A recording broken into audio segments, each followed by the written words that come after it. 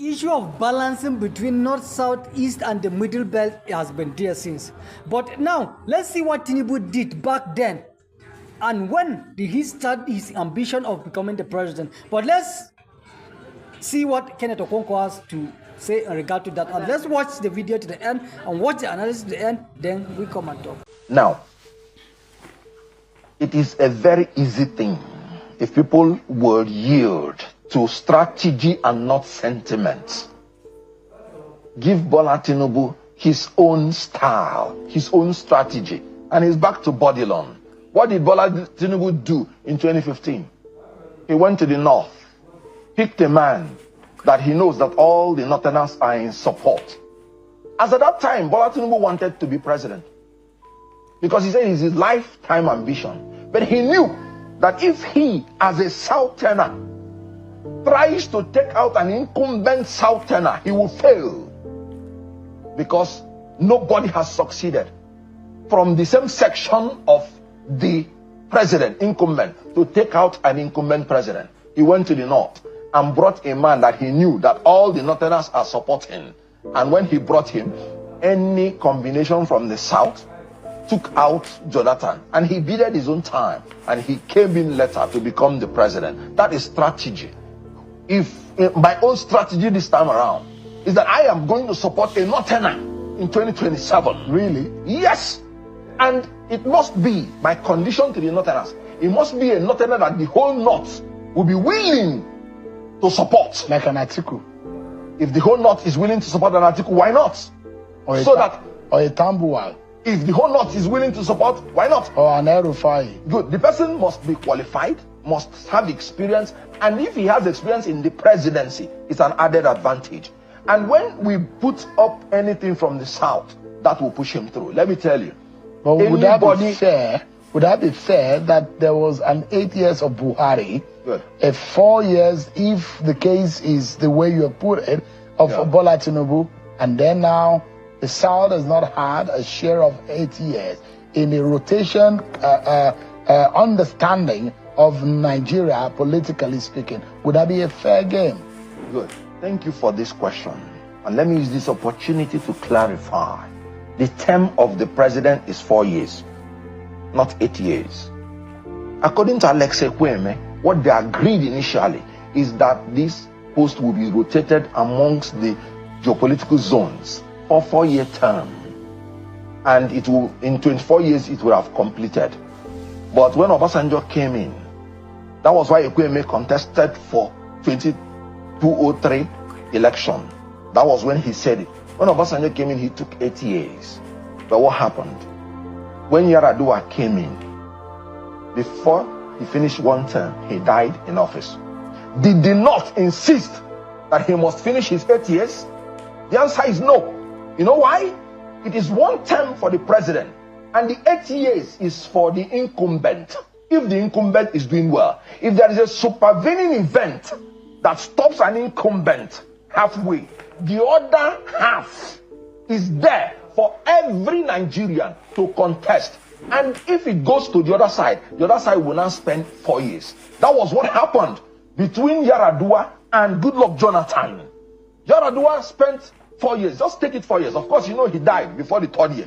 And then it was a supervening event that did not allow the incumbent to finish the 8 years. What happened? Goodluck Jonathan came. The North said, please, let us finish our 8 years. They said, no, it's a joint ticket. Something has happened. And this is the vice president. Treat it as a joint ticket. Let them divide the position now into half.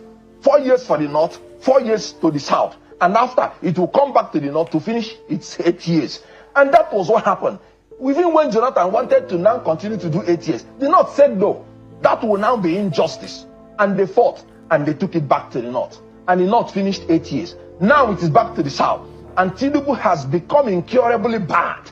And now you want to terminate his incumbency. Anybody telling you that it's injustice, if the North comes in, if the South comes in, and whoever wins in a primary election will take it for 4 years. Where is the injustice? It has happened before. So, and anybody telling you to bring a fresh Southerner to compete against Tinubu, a Southerner, is trying to tell you to zone the ticket to Tinubu, and Tinubu will win outrightly. So you're saying that invariably that Tinubu's possibility of becoming or being re-elected in 2027 yes, is incumbent on the opposition fielding the same candidate from the same zone. But that if the opposition wants to beat Tinubu and the APC, yes, the candidate must come from the opposite zone. Absolutely. And I'll give you the reason.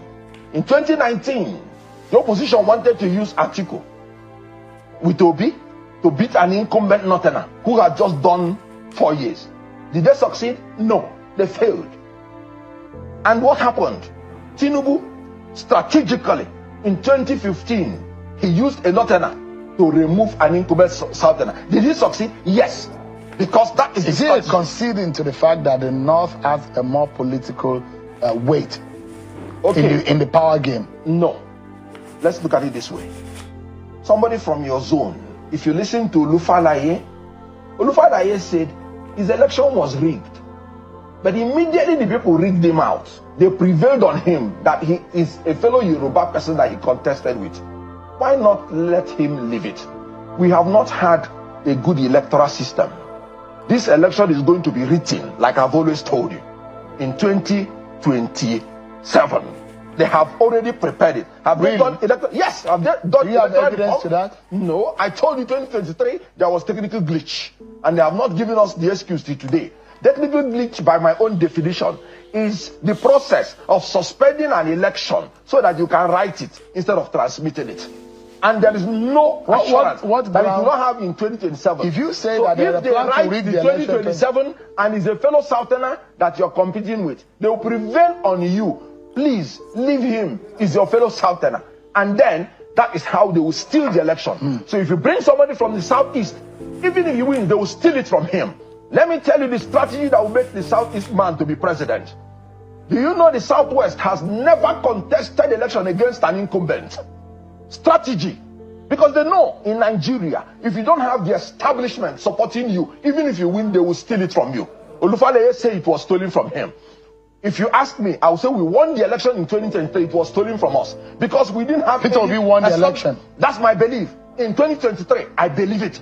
But they stole it from us. Let me ask you. And if you do it again, they will steal it again from you because there is no incumbent to back you. But if you bring somebody from the north, nobody will prevail on him to leave his victory quickly. Because because he's not from the same side with you. Yeah, quickly.